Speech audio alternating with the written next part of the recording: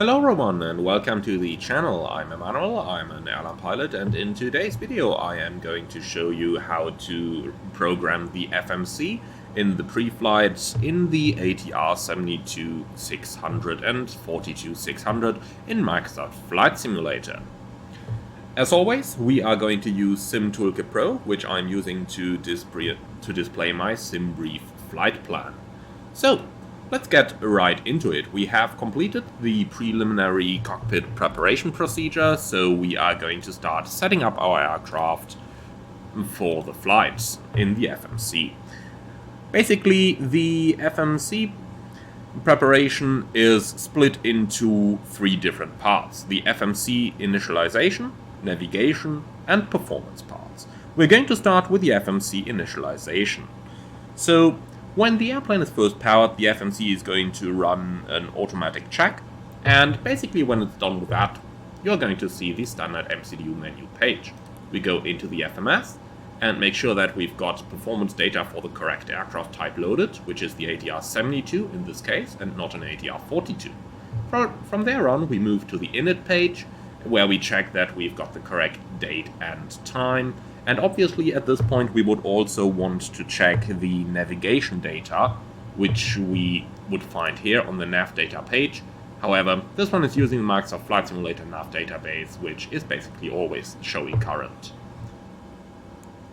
Alright, so straight back and off we go. We're going to start by going into the position initialization, and we can do this on here, on the position init page. And we're going to copy the GPS position into the initialization of the position page. With that, we can go back, and our first part of the FMC preparation, which is the FMS initialization, is complete. So we can now go ahead and start preparing our route, which we can do using the flight plan initialization page. Then we go to route, and we're going to enter our pair of airport. So today we're going from Golf Charlie X-Ray Oscar towards Golf Charlie Foxtrot Victor. We enter them on here, and it does take the FMC a little while to load everything associated like this. Okay, flight number Romeo Sierra Charlie 71 Lima Lima goes into the top right. Okay, and we can execute this. Now we are seeing the flight plan page, which looks quite similar to the others. However, there are a couple differences which I'm going to point out in this video. So press the line select key on the left side of your departure airport, and then we choose the runway which we want to depart from, which is runway 30 in our case. And if we go down to the route page, we can see that we have a Gran Canaria departure. However, as we can see, since we've selected a different runway, we've got the 3 Juliet departure up here, which we select. We have no transition, and this we can execute. If we look into the flight plan now, we basically have our standard instrument departure loaded all the way to Golf Delta Victor. Now, if you wanted to program some en route airways, then I'm quickly going to show you how. However, as you can see, our route of flight is so short that our star starts from the same point at where our SID ends. However, if you were to enter an airway, it would work like this. You go to the line select key on the left side of the waypoint, and then you can either enter the airway directly, or you simply click onto the LSK next to it, and now you are shown a complete list of airways along our route. You can select if you want to see high and low level airways, and then you can simply select whatever you want. For example, we can take Golf 5, then we click the LSK next to the 2 waypoint, and now we can see our next waypoints along this airway. So for example, we could select Lima Zulu Romeo like this, press execute, and now we have this loaded up in our flight plan, as you can see over here. Golf Delta Victor via Golf 5 to Lima Zulu Romeo. For the purpose of this video, I'm going to delete this once again, since our arrival starts at Golf Delta Victor already. If you follow this procedure, you can basically load up all the airways that you need for your flight. If you need to enter a direct to a certain waypoint, simply type it in like this: Charlie, Oscar, Lima, put it below the waypoint in question, insert it, and press execute. Once again, since we don't need this for this video and since I only showed it for demonstrational purposes, I'm going to delete it again. Okay, now that we've got our departure and our en route part loaded, let's go to the destination, Golf Charlie Foxtrot Victor, press the key next to it, and then we're going to select the approach that we want to fly. And today we're going to fly the ILS Zulu approach for runway 01. Our arrival is going to be the Golf Delta Victor 5 Sierra arrival, like here. And for the transition, let's quickly go down in our flight plan.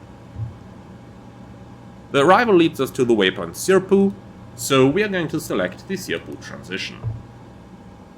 Execute this, and now we're going to check that our entire route of flight is correctly entered. And the way we are going to do it is we will quickly get rid of Sim Toolkit, and instead we will have a look at the navigation display.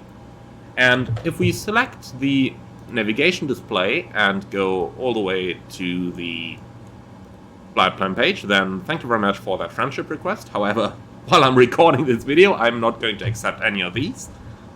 So when we click on the right hand side over here, so this is the standard ND that shows up. And if you click on the right hand side, you're going to go into the plan mode. So from here on, we can now continue via the next button and skip through all the waypoints along our route of flight. We can see a discontinuity has been inserted over here, and we want to get rid of that, so we are going to clear this discontinuity, execute, and we can skip through the remainder of our procedure, like this. Okay, so basically we have verified that our flight plan is fully correct now. The other thing we can do is go on the button on the lower right over here, which says ETA, speed, altitude. And if we do that, then we can see our estimated speeds and any constraints that we might have along the arrival. So, as an example, down here at Sirpu we have a 5,000 foot above restriction, and then going into the approach, we start seeing more and more of our arrival restrictions. Once we are done entering the primary flight plan, we can press the flight plan key again, and this is going to bring us into the secondary flight plan. When we are inside the secondary flight plan, we go into new flight plan, and we're going to copy our primary flight plan, execute this, and in white we can see the secondary. This is simply in order to create a backup of the original flight plan, and obviously we could use it for all kind of different reasons, and there are 3 reasons for the secondary flight plan listed in the FCOM. So one of them would be an immediate return. If we were to do this, you could insert an immediate return to your departure airfield in the event of, for example, an engine failure. If you wanted to do this, you would select a suitable waypoint and, for example, Golf Delta Victor, go to the lateral revision page, which is the left key, and then we go to new destination, and let's say we want to return to our original Golf Charlie X-Ray Oscar. New destination. Takes a little moment for the FMC to load everything in. And once it's done with that, we can select our arrival, and we could, for example, enter an immediate return via the ILS Yankee approach. And now the secondary flight plan would be prepared from the waypoint that we selected for an immediate return to runway 30. Another possible use case of the secondary flight plan would be a diversion in case the weather is below the landing minimums at the departure airfield. And if that is the case, the secondary flight plan should be required for a diversion. So just go to new flight plan. I'm going to uplink my original flight plan again. And now we can select, for example, a new destination via the same way that we had previously. So that is quite straightforward, as it is basically the same that I have just shown you. The third use of the secondary flight plan up here would be for a departure runway change. So if there is a change of the runway or SID during taxi that can be estimated before you go off block, you can prepare this and you can, for example, load up the same flight plan but from a different runway. So that's the three possible uses of the secondary flight plan that we have up here. When we are done with the secondary, we are simply going to press the flight plan key again, and you can see that this brings us back to our primary flight plan. And with that, our route is initialized. Now we have to go on to the performance. And to get there, we can press the data key, then we go to init, and then we go to performance initialization. And over here we are going to insert our cruising altitude, which is going to be 11,000 feet today, and then our alternate airport and the cruising altitude to the alternate. And we can find this basically in here in our flight plan. So our planned alternate is going to be Tenerife, and the cruising altitude to get there, flight level 230. Now, since Tenerife requires quite a bit of fuel over here, let's take the one with the least fuel, which is going to be Lanzarote, Golf Charlie Romeo Romeo, and 228 kilos of fuel, with a cruising level of flight level 80. So in this case, Golf Charlie Romeo Romeo slash 8,000 feet, insert that. Again, since you've entered an airport, it takes a little bit of time, and here you go, now you've got the alternate entered. From here on, we go on to weights, and we are going to enter the weights for our flight. So the estimated zero fuel weight is 19,200 kilograms. For the fuel on board, let's go ahead and take the actual value, which we can take right from the navigation display up here. So if we go onto the system pages, and then we search the fuel page, we can now see we've got 870 kilos in the right tank, in the left, 870 in the right. If we add those two together, we end up at 1,740 kilograms. So let's enter that. And this is going to populate the gross weight field automatically.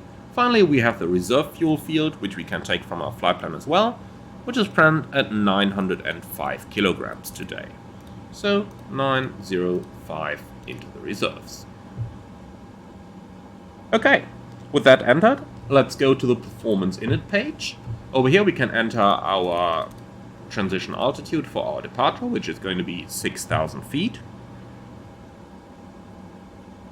And then we can go ahead and check the other pages. So if we press performance again, it's going to lead us towards the cruise page, where we can enter the average wind, which we find up here. So 209 at 14. And finally, if you were to fly a very short flight, you could also prepare your landing data in here already. For the purpose of this video, however, we will keep it at this. Finally, check the cruise mode, which is going to be maximum cruise today. Alright.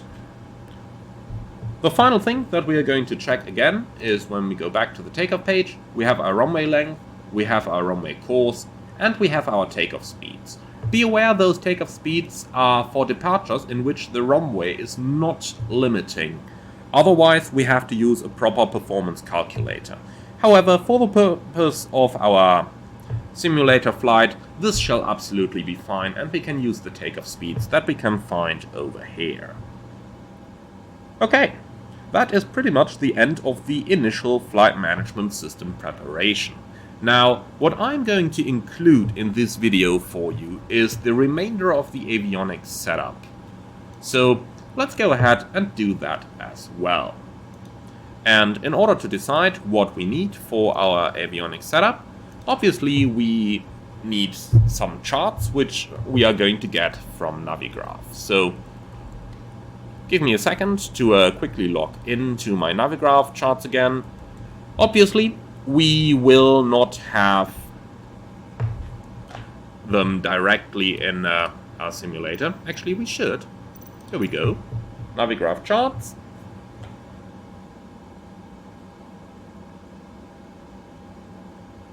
So, import my flight, please.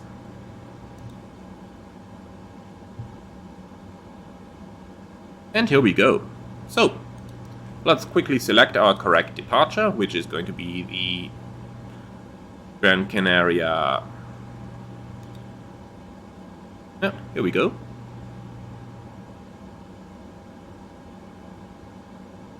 So, we have our Gran Canaria 3 Juliet departure prepared. which we can find up here. Okay, so for the departure we want a conventional backup of our standard departure, of course.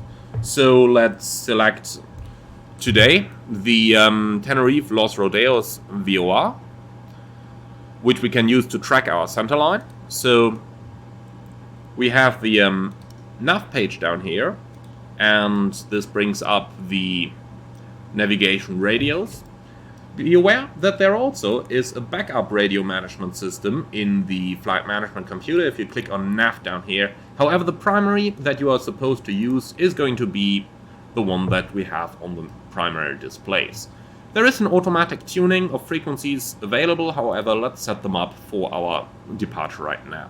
So we're going to continue on the runway track until 10 dB from Tango Foxtrot November. So let's set up 16.2 in order to track the center line. 16.2, press enter, now this is active, and on the standby we can use 117.7 to determine our turning point and for the inbound track over here.